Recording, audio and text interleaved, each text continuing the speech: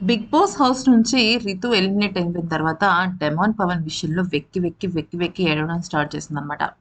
అలాగే డెమాన్ కూడా ఏడవడం స్టార్ట్ చేశాడు. కానీ డెమాన్ విషయంలో తను షాకింగ్ విషయాన్ని అయితే చెప్పింది.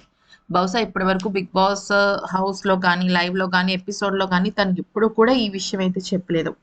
ఇంతకీ ఏం చెప్పింది అనేది కనుక చూసినట్టయితే తను ఒక మాట అంది. సార్ అంటే మామూలుగా ఎలిమినేట్ అయిపోయిన తర్వాత బిగ్ బాస్ స్టేజ్ మీదకైతే వస్తారు కదా! Ritu you are eliminated. Sanjana, Ritu ఉన్నారు. రితు యూ ఆర్ ఎలిమినేటెడ్ అయిన తర్వాత డెమాన్ ఏడుస్తుంటే, "నువ్వు ఏడిస్తే నేను ఎళ్ళలేను" అంటే ఏడుపుని ఆపుకొని ఉంటే, "సార్ నేనసలు ఈ హౌస్‌లో ఫస్ట్ కనెక్ట్ అయిందైతే కళ్యాణ్‌కి కనెక్ట్ అయ్యాను సార్. కానీ నాకు తెలియకుండానే డెమాన్ విషయంలో నేను చాలా పొసెసివ్ అయిపోయాను సార్. డెమాన్ గూడా నాకు చాలా క్లోజ్ అయిపోయాడు తెలియకుండానే. నేనేదైనా తప్పు చేసినా కూడా ఆ తప్పులో తను అనవసరంగా తిట్లు తిన్నాడు. నేను ఏదన్నా తన కోసం చేద్దాము అనుకున్నా కూడా అది రివర్స్ అయ్యి తనకే బ్యాక్ ఫైర్ అయింది. చాలా సందర్భాల్లో నేను డెమాన్‌కి సపోర్ట్‌గా నిలిచాను. ఎన్నో సందర్భాల్లో తను అవతల వాళ్ళకి సపోర్ట్ చేసినా కూడా తనకి ఆ సపోర్ట్ రాలేదు.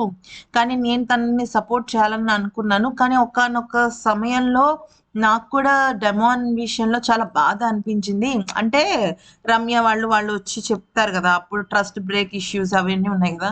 ఆ విషయం మీద నేనెక్కడో చాలా డిస్టర్బ్ అయ్యాను సార్. కానీ మళ్ళీ తనకి సంబంధించిన దానిలోనే నేను రికవర్ అవ్వడం అయితే జరిగింది అని చెప్పి అంటే తన విషయంలో ఎప్పుడు పాజిటివ్‌గా ఉండే Ritu for the first time demon విషయంలో తనెక్కడ నెగెటివ్ ఫీల్ అయిందనేది కూడా చెప్పిన తర్వాత అందనమాట.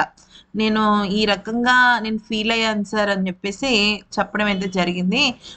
అయితే డెమాన్ ఖచ్చితంగా టాప్ 5లో ఉంటాడు. టాప్ 2లో ఉండాలని నేను కోరుకుంటున్నాను సార్.